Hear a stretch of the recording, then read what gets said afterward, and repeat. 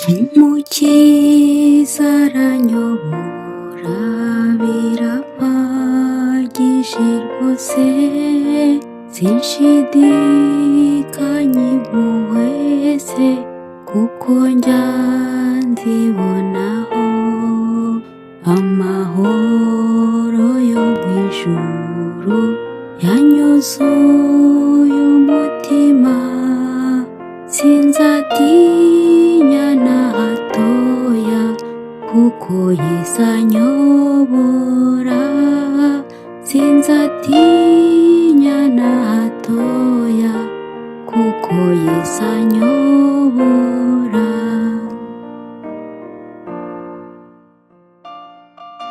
Iyo intambwe z'umuntu zikomejwe n'Uwiteka akishimira inzira ye, naho yagwa ntazarambarara, kuko Uwiteka amuramije ukuboko kwe. Zaburi igice cya 37 umurongo wa 23 ndetse n'uwa 24. Reka ngusuhuze nshuti yanjye kandi muvandimwe wanjye, wowe unteze amatwi ndetse nawe uzayantega mu nyuma, gushimira ko udahwema gutega amatwi ibiganiro byacu ku mvano ndetse n'amateka ku ndirimbo zitandukanye tuba twaguteguriye. Uyu munsi twaguhitiyemo indirimbo y'162, indirimbo iboneka mu gitabo cy'Abadivantisite umunsi wa 7 igira iti umukiza aranyobora. Mbere y'uko ntangira ikiganiro, reka mbanze nkubwire aka gatekerezo maze nawe ugategera amatwi. Umunsi umwe umuntu w'umuherwe yarabyutse arinanura muri etaje iwe hejuru. Sinzi ukuntu yakuye amarido mu madirishya, abona umwe muri bamwe twita ba mayibobo irimo gutoraguriza ibyo kurya iwe aho bajugunyaga imyanda, kandi nabwo imeze nk'iri kubyiba, ikenguza ireba ko hari uyibona.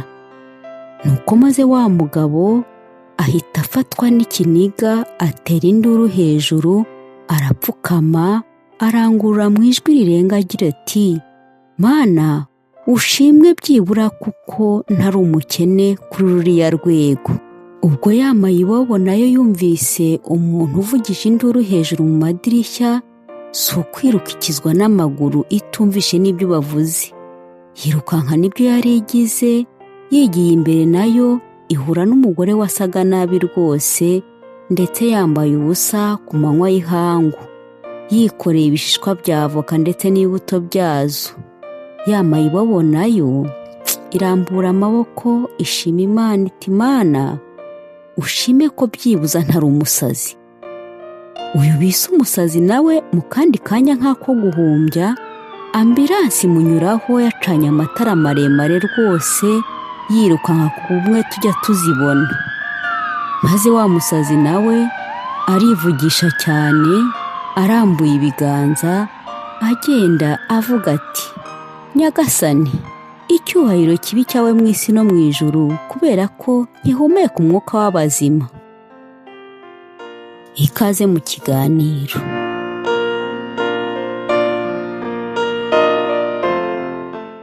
Isomo twatangije ikiganiro muri Zaburi ni rimwe mu masomo iyi ndirimbo ishingiyeho, ariko kandi twifashishije na bya bitabo dukunda gukoresha nko kuririmba usobanukiwe paje 160 ndetse na paje 161, ukareba no mu kindi gitabo cy'umugereko w'indirimbo z'Abadivantisite w'umunsi wa 7 kuri paje yaho ya 516, wahasanga amateka arambuye kuri iyi ndirimbo. Kwibutsa ko ibi bitabo byose biri mu rurimi rw'Icyongereza. Abanditse aya magambo bafatiye kandi ku magambo aboneka mu gitabo Gutegeka kwa 2 igice cya 32 umurongo waho wa 12, hafite amagambo agira ati, Uwiteka yari umuyobozi wabo, nta mana y'inyamahanga yari kumwe nabo. Iyi ndirimbo kandi yandikwa igisohoka bwa mbere yitwaga ngo umwami ubwe niwe wabayoboye.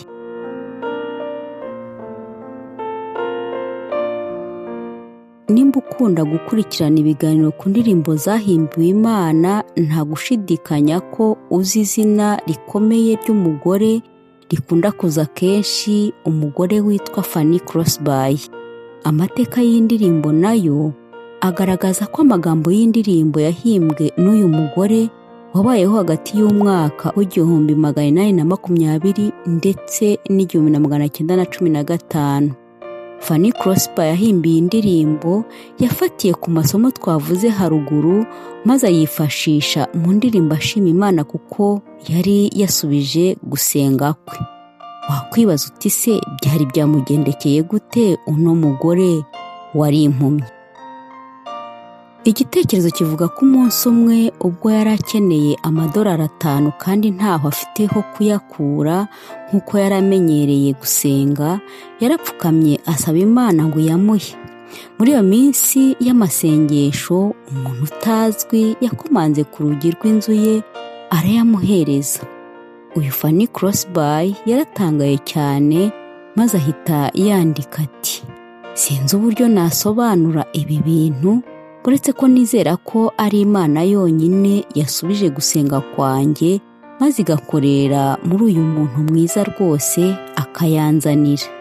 Yarakomeje kandi aravuga ati, nkibona ari amafaranga, igitekerezo cya mbere cyanjemo ni ukubona ko Uhoraho ayobora mu buryo butangaje. Ni muri ako kanya nahise nandika igisigo cyangwa se aya magambo, cyanavuyemo indirimbo 162, Umukiza aranyobora, maze ayaha uwitwa Lowell, nawe ayashyira mu ndirimbo ndetse ayaha ijwi dukoresha uyu munsi. Ayo magambo yaragiraga ati,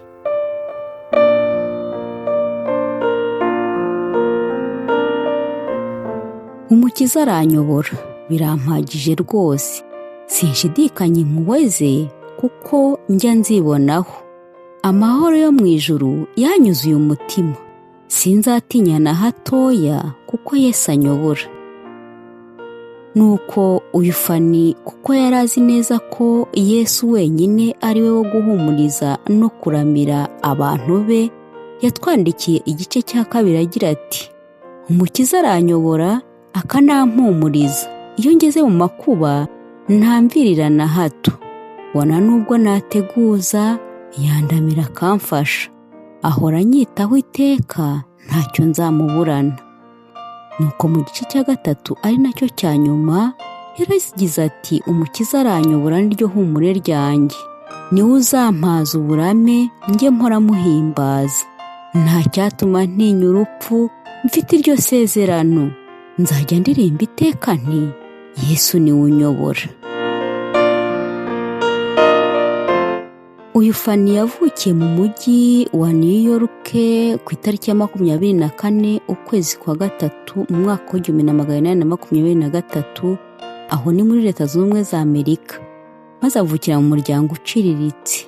Yari umuyobozi w'itorero rimwe ry'Abametodiste aho nyine i New York. Aho niho kandi yize aranahakurira. Arangije amasomo mu ishuri ry'impumyi, yakoze y'akazi ko kwigisha kuva mu mwaka wa 1847 kugeza mu mwaka wa 1858. Muri uyu mwaka kandi nibwo yashyingiranywe na Alexandre Van Alstyne.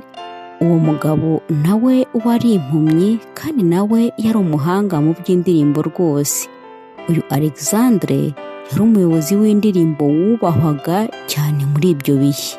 Amateka avuga ko izi mpumyi zombi zabyaye umwana umwe w'umukobwa, nawe waje gupfa akiri muto rwose, ndetse kandi burya ngo na Alexandre yapfuye batamaranye igihe kirekire, nk'uko twagiye tubibona mu mateka y'izindi ndirimbo zitandukanye zanditswe n'uyu mugore.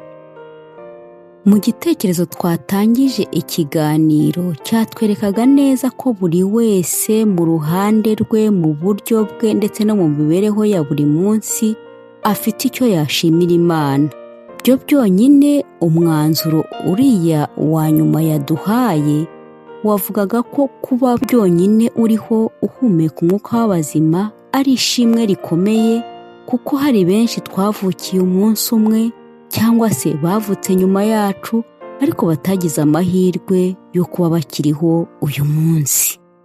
Uyu Fanny Crosby nawe ni icyitegererezo cyiza kuko yasigaye ari umupfakazi, ariko nubwo byari bimeze gutya, uyu mugore yari umuntu uhorana umunezero. Yakundaga kugendana ibendera rya Amerika ndetse na Bibiliya, kandi agahora akeye mu maso. Uyu mudamu azwiho cyane kuba nta ndirimbo n'imwe yahimbaga atabanje gupfukama ngo asabe Imana kuyoborwa n'imbaraga y'Imana. Aha nakubaza nti, mbese wowe uyu munsi ntacyo ufite cyo gushima Imana? Fanny mu by'indirimbo yafatanyaga n'umuhanga mu kuririmba witwaga Ira Sank hamwe n'abandi bahanga mu by'indirimbo.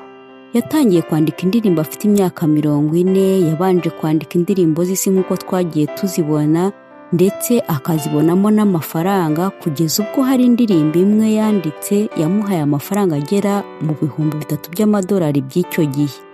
Yatangiye gukora indirimbo z'Imana maze guhura n'uwitwa kandi William Bradbury wabimufashijemo, maze asaba Imana kumukoresha no kumuyobora.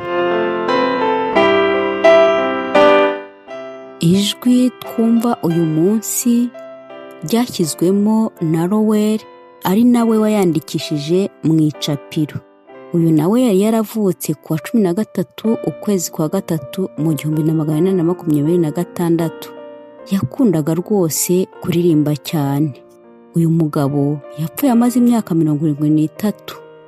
Uyu Fanny Crosby ni umwe mu bagore twagakwiriye gufatiraho icyigisho gikomeye, kuba yarahumye amaze ibyumweru 6 ku isi gusa, kuba yarabyaye umwana umwe w'umukobwa hashira iminsi agahita apfa, kuba n'umugabo we bafatanyaga ubuzima bwa buri munsi nawe yarapfuye imburagihe, ariko uyu mugore agakomeza guhagarara gitwari ndetse agahorana umunezero igihe cyose ku bamubonaga. Zimwe mu ndirimbo uyu mugore yahimbye harimo indirimbo ya 26 Kiza abanyabyaha, indirimbo ya 68 Nkiza, indirimbo ya 88 Ntumpiteho, indirimbo ya 92 Wibuka Isabato nkwibutsa ko uyu mugore yari umumetodiste, indirimbo y'107 ivuga ngo menyesha ibya Yesu byose, indirimbo y'147 Data mwiza nyigiza hafi, ndetse n'indirimbo y'191 Ngiza amahirwe ndi uwa Yesu, indirimbo y'199 Imana ihimbarizwe ibyo yakoze, ndetse n'indirimbo turi gusobanura y'162. Izi ndirimbo zose uko zigera mu 9, iyo zisomye wumva ari indirimbo zerekana rwose kwizera uwazihimbye yari afitiye umucunguzi we. Fanny Crosby yapfuye ku myaka 95 kubw'amasezerano menshi yari afite y'uwo yari yarizeye. Umwuka w'Imana ubwe ahamanya n'umwuka wacu yuko turi abana b'Imana, kandi ubwo turi abana bayo turi n'abaragwa, ndetse turi abaragwa b'Imana, turi abaraganwa na Kristo niba tubabarana nawe ngo duhanwe ubwiza nawe.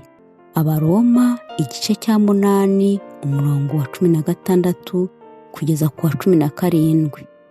Gira amahoro.